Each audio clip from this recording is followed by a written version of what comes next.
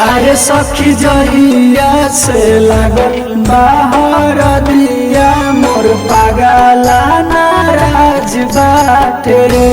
अरे सखी जहिया से लागल बाहर दिया मोर पागला नाराज बाटे रे।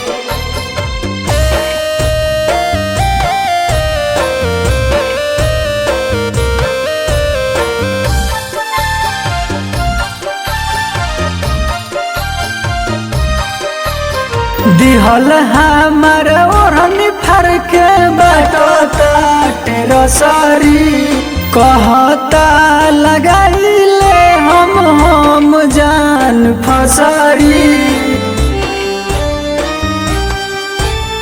दिहल हमर ओढ़नी फर के बटोता रसरी कहता लगाइले हम जान फसरी। साथी संगतियों से कहता कि दुल्हा तोर रंग बाज बाटे रे।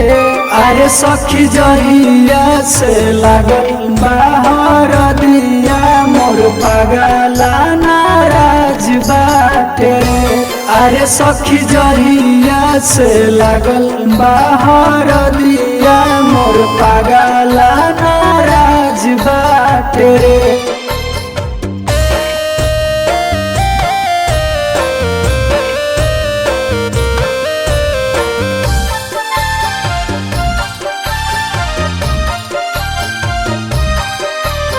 सिके चान दरमा के कैसे समझाई ओ कहरा से दूर हो के हमारो बुझाई।